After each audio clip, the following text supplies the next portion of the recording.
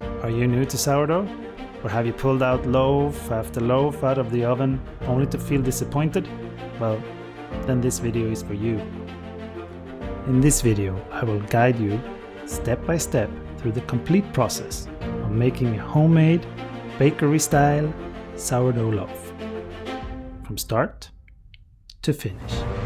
We will cover every stage, how to use the app, making the pre-ferment, mixing the dough, working with the slap and fold, bulk fermentation, shaping, cold proofing, scoring, and finally putting our baby in the oven, give it some steam for that crispy crust, and open crumb. This video is part of my free course From Starter to Slice. You'll find the complete recipe, course material, and all the tools you'll need by downloading the Project Sourdough app. It is available on the App Store and Google Play, link in the description. My name is Jonas. I've been a professional sourdough baker for over 10 years now, but I can tell you, sourdough is still a huge passion for me. My goal is to make sourdough baking simple, practical, and enjoyable for everyone. So let's get started.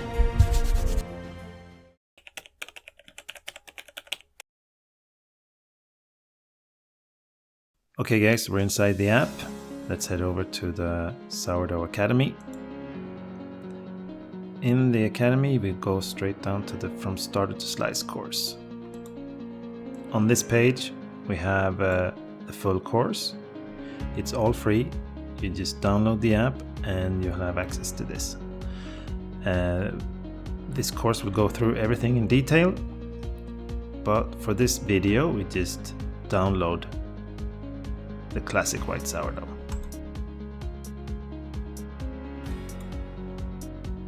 Now it is added to your recipes. Go up here and you find the classic white sourdough.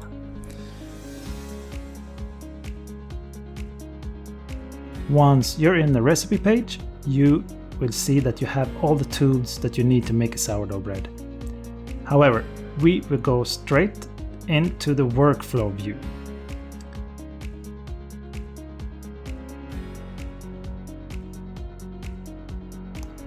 In here you will have workflow cards that guide you through the process from start to finish. Okay, we're inside the preparations card. The first thing you'll see is our loaf and quantity planner. This video will help you to plan how much you want to make. Here we put in the different sizes we want to make, and it will put everything together and calculate the total dough weight. Down here we change the quantities and we can add the sizes that you plan to bake. I have the small one already picked out, and maybe I want to change the size. You can change the name or the weight. I will change the weight to 700. Press save. And here we go. Now it's 700. As you can see, the medium is not added yet. We just press the plus button and it will be added up here. Now the total is 1700 grams. And I would like to add a size here. Let's call it a little dough for ciabattas.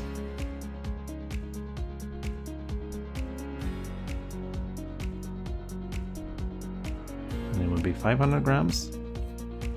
As you can see, it's now added in this list to sizes, but you haven't added it to the list that you want to do. We just add it there. And it's 2200 in total. So when you're dividing the dough into smaller pieces, you might come into this problem. The first one is 1000 grams, the second one is a 700 gram dough, and then when you do the last one, it's only 478 grams left instead of 500. That is incredibly annoying. Naturally, when you handle the dough, take it in and out of the bowl, you will lose a gram here and a gram there, and that's normal. But I don't like that. Now for some of you that's not important at all. I want it to be at least the grams that I said it would be. So we can add a size here. We add a size that's called extra. And decide that it's going to be 50 grams is going to be enough. Then we add it. Now we're going to make a dough that is 2,250 grams. That's great. Then we have a little bit of extra space to just loose dough on the way. No problem. When we're done here, go up to the mark as done, click, and you will see that this card is now checked. Now we can go straight over to the baker's percentage. Now, if you don't know what baker's percentage is, I have a video that goes to that in detail. But in order to make a loaf of bread, you don't really need to know the depth. So we can just go. As a beginner, I understand that when you look at this chart here, you will feel a little bit overwhelmed. However, this is not a problem. You will just continue to the next card. When we talk about baker's percentage, it is very important that you start using that. So do watch the video that I have on baker's percentage and learn more. So let's go through the recipe. You will need white bread flour, whole grain flour. This is not a must. If you have a nice bread flour only and no whole grain, you can delete over here. And then we will only use one flour. The flour composition has to always be a total of 100%. So if you add a flour, and we call it einkorn,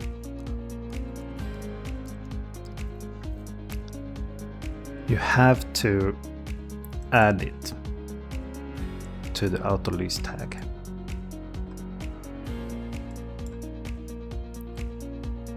Now they have the same tag. This is important because then it will show up on the autolyse card. When we look at the water, remember that the hydration depends on your skills and on the flour. If you have a really strong flour, you can go up to 80%. If you have a more weak flour, then maybe you have to be on 68%. If you don't know how it's going to be, stay around 70% and then go up as you feel that your skills are developing. The pre-ferment, on the other hand, depends on the temperature. If the temperature is really high where you are now, or if it's summer or winter, then you will have to go down when it's summer and go up when it's winter. Salt, I have put at 2.5%. You can go up and down with that too when you realize, oh, this is too salty or this is not salty enough. And like I said, if you are a novice, if this is the first time you see a baker's percentage chart, then just go out and go to the next one. Okay, now it's time to start making the pre-ferment.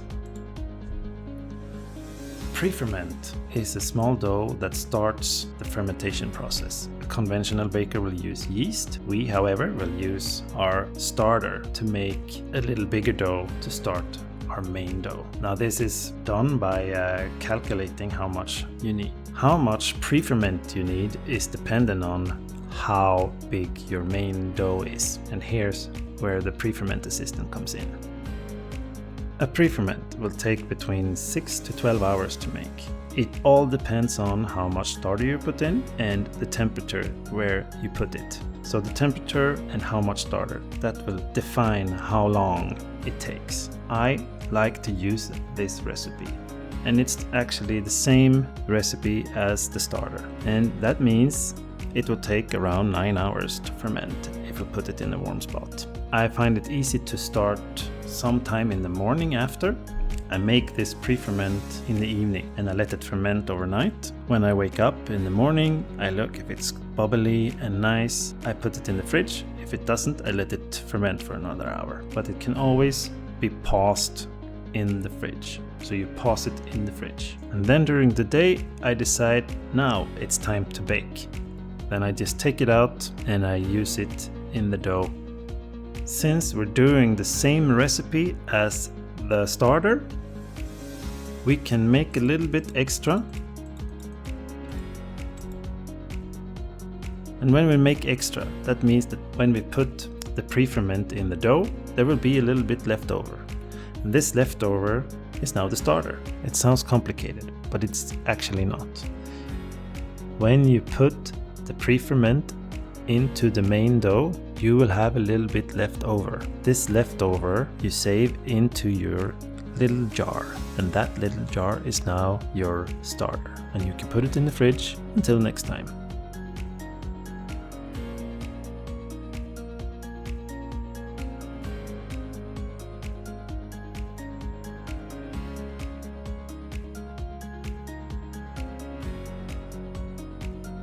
Okay, we have our sourdough ready. I will now let it ferment for 9 hours.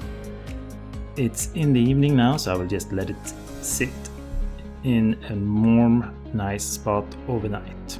And then I will put it in the fridge when I wake up tomorrow morning, and it will rest in the fridge until I decide to start making the breads.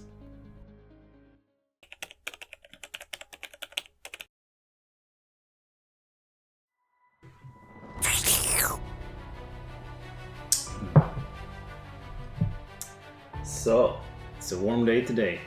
I think summer is coming to Switzerland, where I live. And we're going to have perfect conditions to bake, I'm telling you. So it's going to be warm inside, and that's what these babies love. And now, getting my stuff ready. So, with this sourdough starter, we will make, we'll do a big bake. I'll make one kilo bread. I will make one 700 gram bread, and then I will make a third little dough that is 500 grams that I will make ciabatta out of. That'll be fun.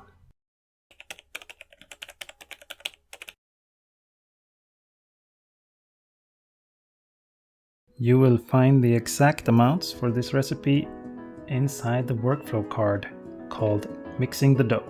The ingredients will depend on how much you want it to make and the settings inside the baker's percentage.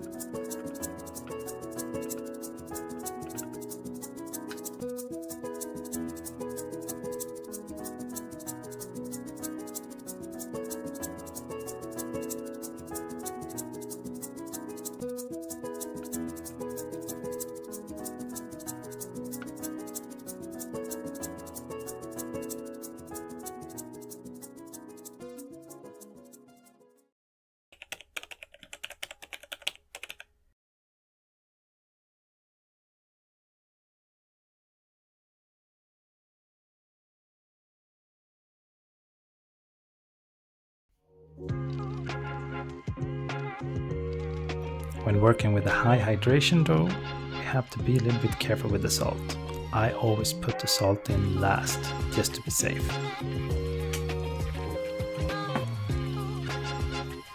What happens in a high hydration dough is that the water and the gluten wants to separate from each other, and we want to avoid this at all costs.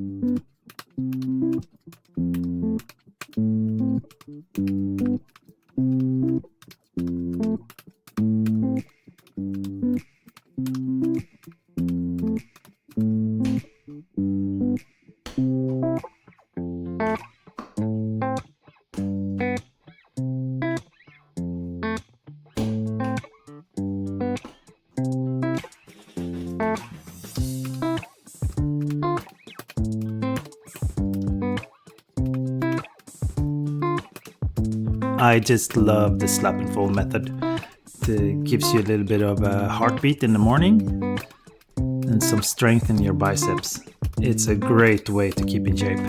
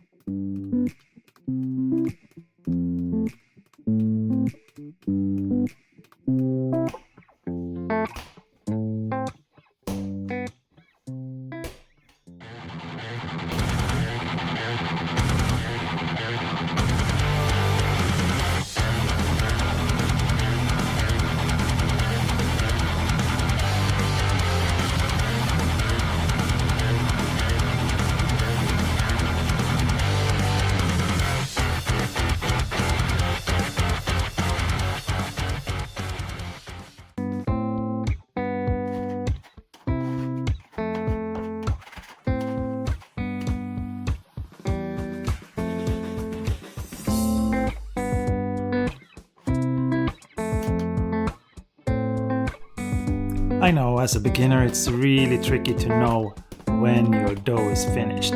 How long do I need to knead my dough or do the slap and fold? One really easy trick that I use is to look at the surface of the dough. When we started, the surface of the dough was more of a matte color. Now it has transformed into a shiny surface, and that's what tells us that the gluten is fully developed.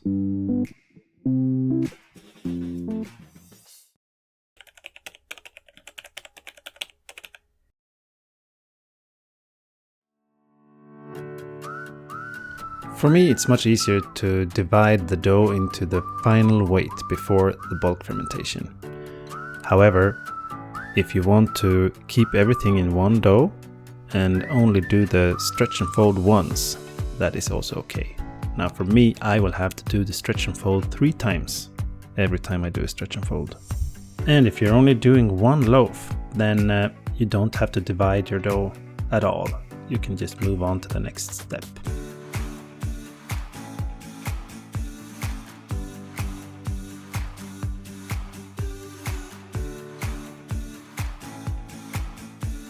Okay, let's go a little closer and look at the dough that I'm working on right now. There are 2 sides to this dough. Let's call them the shaggy side and the good side. When we cut through the dough, there is a part that we can imagine is an open wound.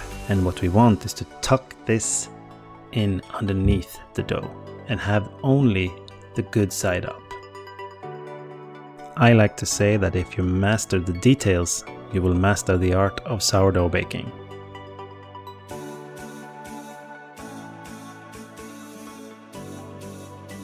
For the bulk fermentation, we need to find a spot that is warm and where the humidity is high. I like to use the oven because I can control both the temperature and the humidity inside this little chamber. Best temperature range for a sourdough loaf is between 26 and 27 degrees. Keep the dough temperature within this range and you will have the most amazing crust and crumb.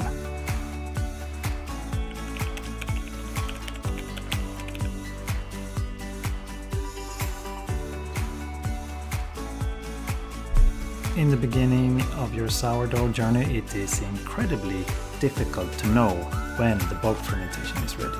And this can vary between 2 hours to 6 hours, depending on the dough temperature.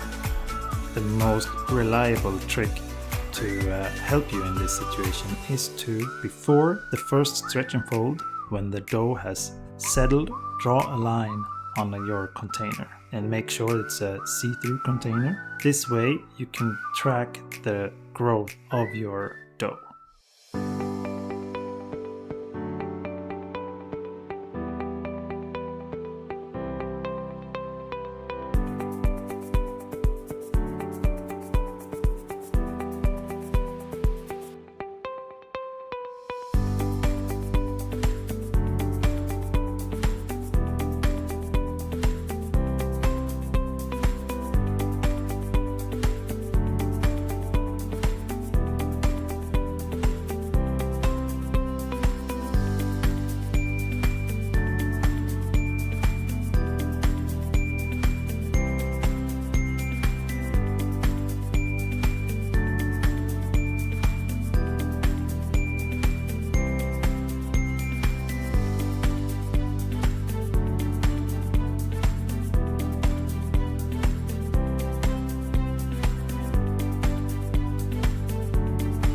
Now I will continue to do the stretch and fold every hour on the hour, and as we go I will keep track on the size of the dough as it ferments.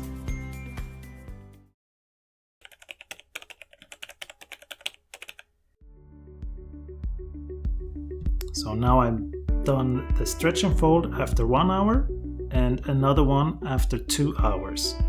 I am now into the 3rd hour of our bulk fermentation, and I can already see that it has risen a lot. The aim is to have 50% rise around there somewhere, and then take it out and put it on the table. Now for me, I see that it's already gone to 75% in this short time. So I will have to take out the dough and put it on the table right now. So just to clarify, I would have loved to have it on 25% right now. That would be okay. And then I could be another hour in the bowl.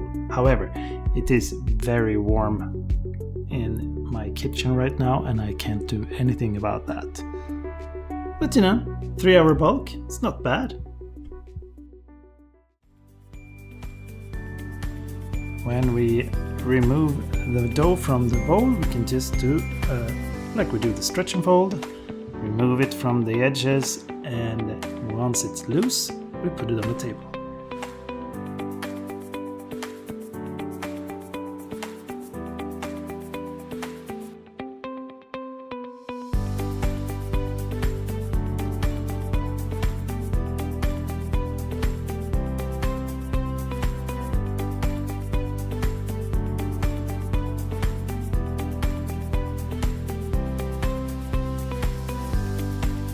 The purpose of the pre-shape is to add some extra tension and shape it into a ball.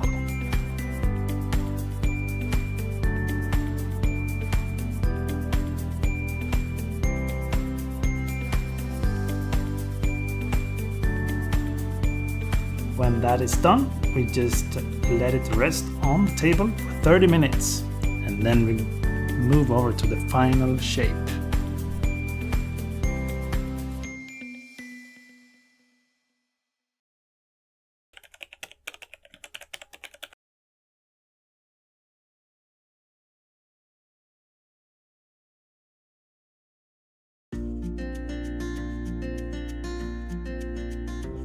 This dough will be shaped into a ball and go into the round basket. Use a scraper to remove the dough from the work surface and flip the dough upside down.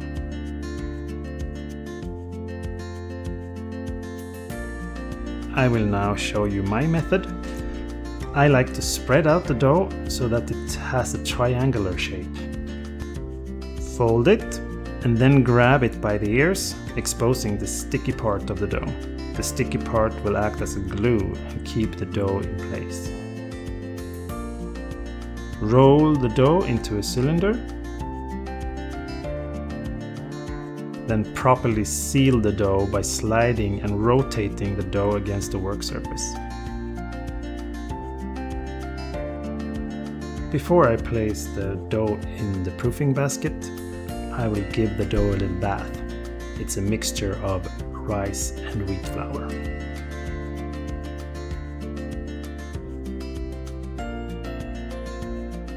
The dough is then placed upside down in the basket.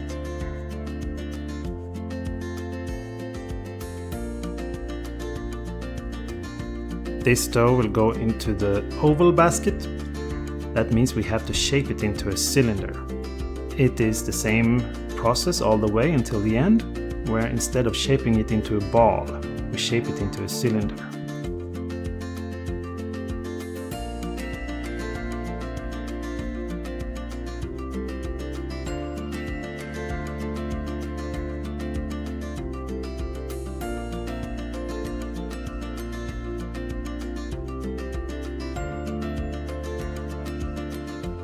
To properly seal the cylinder-shaped dough, you slide the base of the dough alongside the table.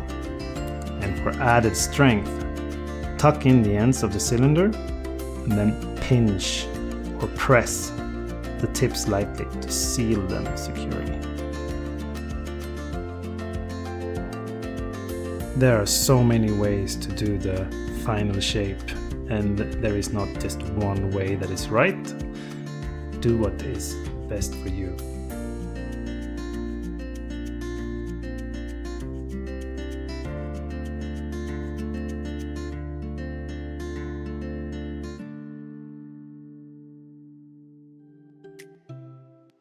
I like to cover the top of the proofing basket with a towel, and then on top of that I put the plastic bag.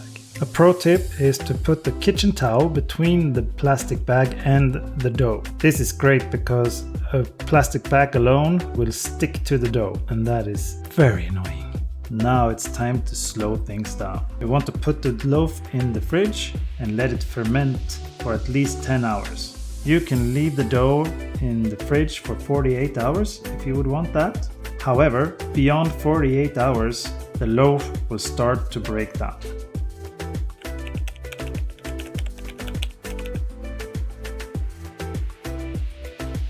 Start by putting your baking surface into the oven. Use a baking stone or a baking steel or any other thing that can hold heat. I have a cast iron sheet that is originally made for barbecue. I love this thing. It will never crack. I can clean it when the surface gets dirty, and I can use it for more than just one purpose. You will also need a way to generate steam when you put in the loaf. I put in a cast iron pan from start. This one will also be hot. When I put boiling hot water onto the pan, it will generate steam for a long time. Turn the oven to the maximum heat. Now you will have to wait for your baking surface to heat up. When using a surface made out of metal, 20 minutes is the minimum. When you use a baking stone, 40 minutes is the minimum.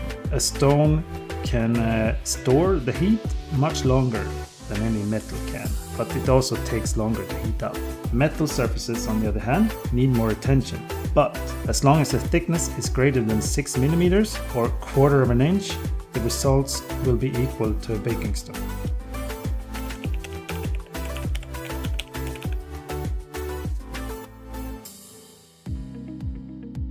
Let's start with the round loaf. You will need something to put the loaf on, a cutting board or a pizza shovel. I have a pizza shovel here. Then dust the dough and the surface with flour. Turn the proofing basket upside down to release the dough from the basket. Gently dust your dough with a little bit of flour. This is important to make your decorative cut stand out more. The decorative cut is the first thing you do. It has no other purpose than to look good.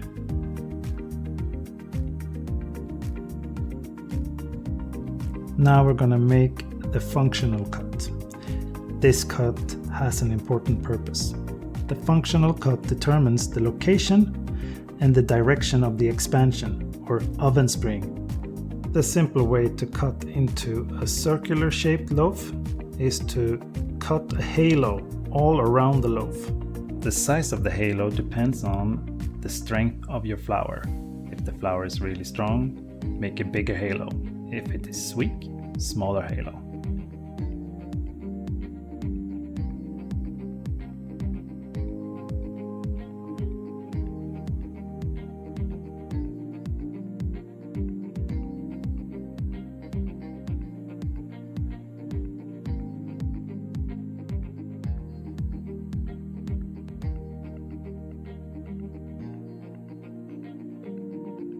When making the functional cut into an oval-shaped loaf, there are two main ways to do it.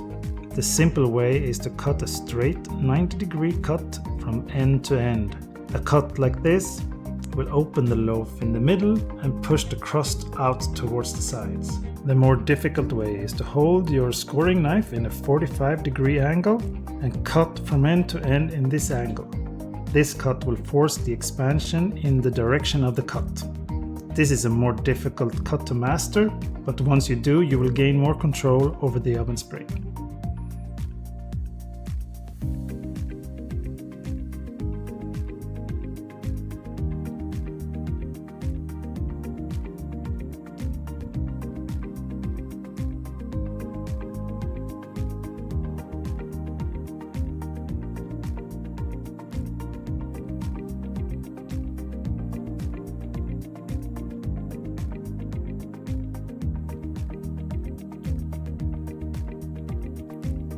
Trust me, the deeper you go into the rabbit hole of sourdough baking, the more you're gonna dream about oven spring.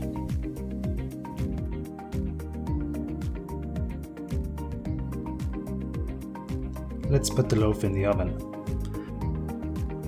It's now time to create some steam inside the oven. I will use the pan that I was talking about earlier. I put in the boiling water into the pan, and now you see the steam coming out of it. I put it in and close the oven door. Then I turn down the temperature down to 200 degrees Celsius or 392 degrees Fahrenheit. I like to think that the loaf goes through 3 phases in the oven. Number 1, the expansion phase. This is the time when the loaf expands. It occurs in the first minutes inside the oven and the loaf expands to its final size.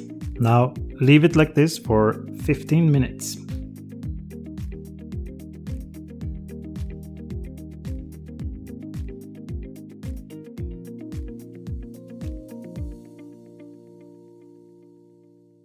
Let's move over to the second phase, the baking phase. This takes place after the expansion and is the time where the loaf finished baking. At this time, you will raise the temperature a little bit. How much you raise the temperature depends on the balance between top and bottom heat. Now start at 230 degrees Celsius, that is 450 degrees Fahrenheit. Number 3, the caramelization phase. This phase takes place after the bread is fully baked. This period determines the flavor. As the crust darkens, more flavor develops inside your loaf. Notes from the crust develop throughout the whole loaf. Notes like coffee, chocolate, and toasted nuts. For me, these notes are a blessing to the crumb. I just love the sweet and malty afternote inside my palate. The crust feels crunchy.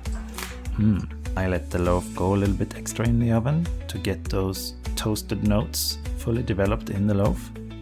Let's cut it open to look at the crumb.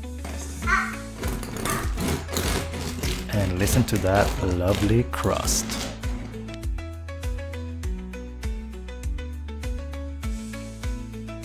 The crumb looks great too. Lots of big bubbles. I really hope this content helps you moving forward. And if you like what you see here and you like to see more content like this, please subscribe. If you want to learn more, I have videos that go deeper into every step presented in this video. Until next time, happy baking.